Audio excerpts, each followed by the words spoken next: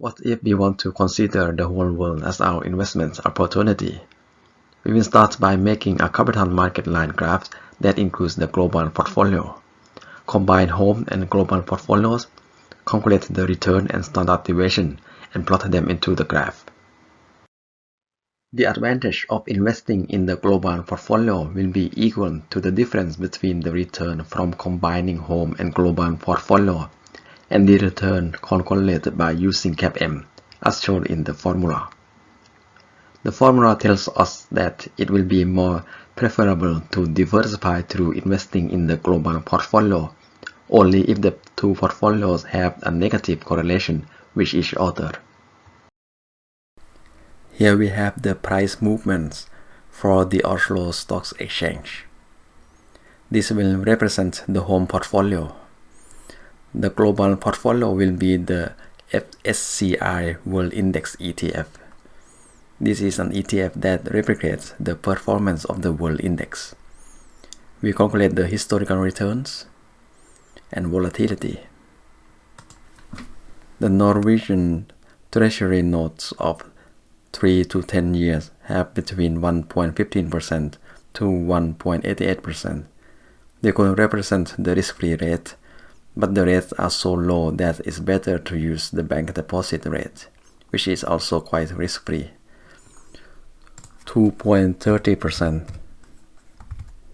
is currently the highest saving account rate in Norway. And we add a little section here. We will make a capital market line graph and start by setting up combination between the global portfolio and the risk-free asset. Calculate the return.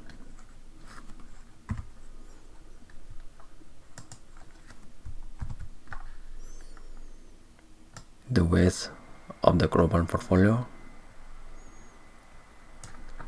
with the return.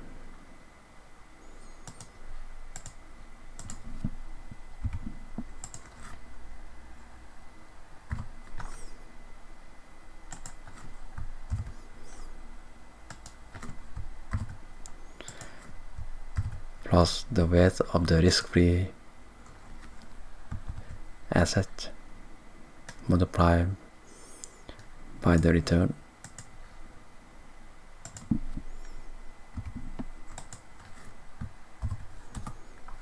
Drag down the formula.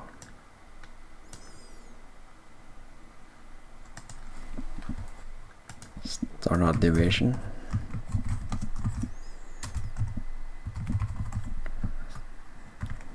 You take the weight of the portfolio, multiply by its standard deviation.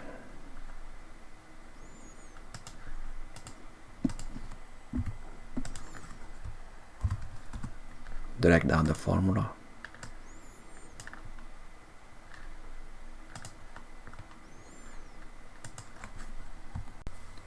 And we make a graph. Insert, chart, scatter, select data, add, capital market line. X value will be the standard deviation. Y value is the returns.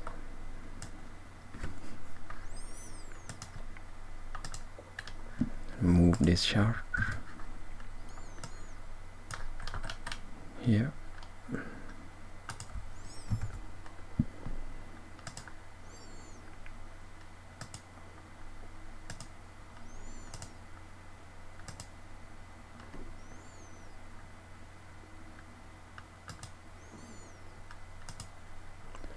Add some labels.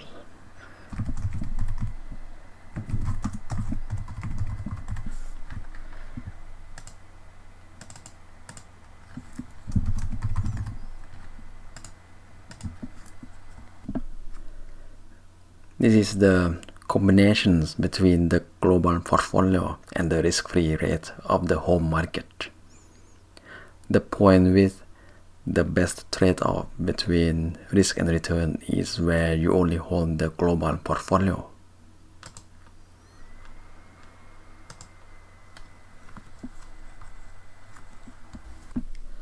To see if it is better to diversify your investment to the global portfolio when you are investing in Oslo Stock Exchange, you start by combining Oslo or home portfolio with the global portfolio with the combination so that the Sharpe ratio is maximized. So we set a random weight first, so 50% here, 50% here.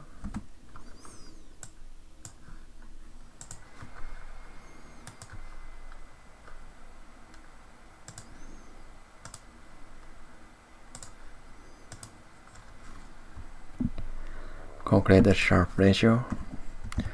Sharpe's ratio is the price for each unit of risk. So you take the return of the portfolio minus the risk-free rate over the standard deviation.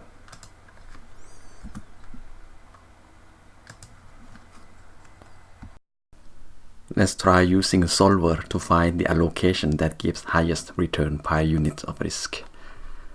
So data, solver,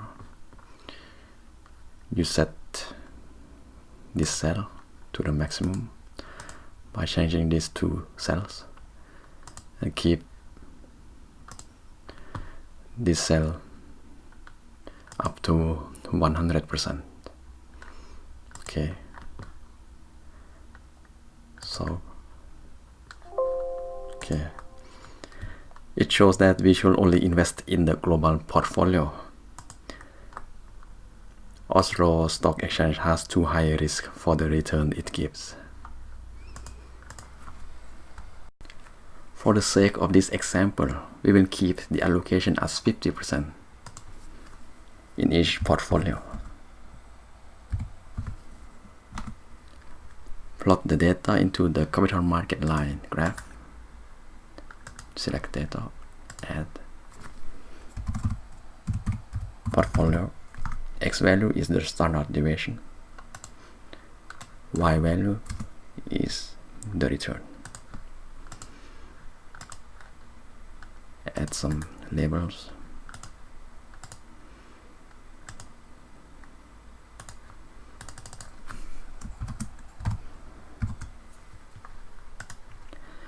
We can already see that Oslo Stock Exchange makes the portfolio more risky for the same return.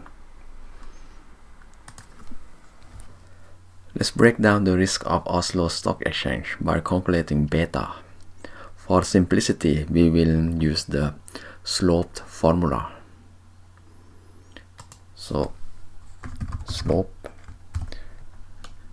using the returns from Oslo Stock Exchange over the return of the global portfolio. Calculating systematic risk. Oslo's beta multiplied by the standard deviation of the global portfolio. Unsystematic risk is just the difference between Oslo standard deviation and Oslo systematic risk. The required return, we will just copy the CAPM formula from here, paste, change this cell from S&P 500 to the return from the global portfolio.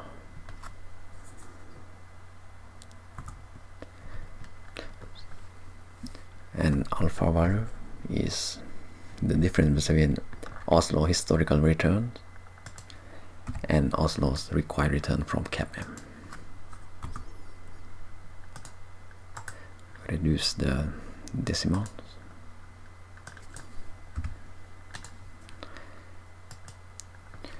So Oslo has quite high systematic risk.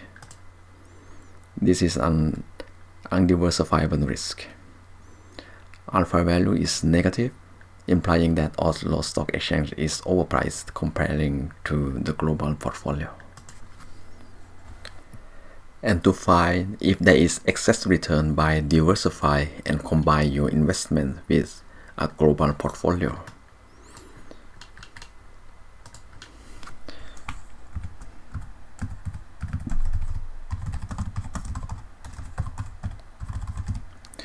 You take the return from the combined portfolio minus Oslo Stock Exchange required return calculated by CAPM.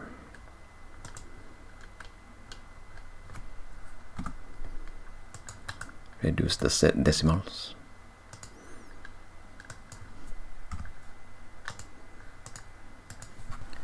This shows that for a Norwegian investor who currently invests in Oslo Stock Exchange Index won't gain any excess return by diversifying through, for example, 50% in global portfolio. This is because Oslo Stock Exchange has high sensitivity to the global economy with a non-diversifiable risk of 14%, when its total risk is 16%. And that's it for the section about capital asset pricing model. Thank you for watching.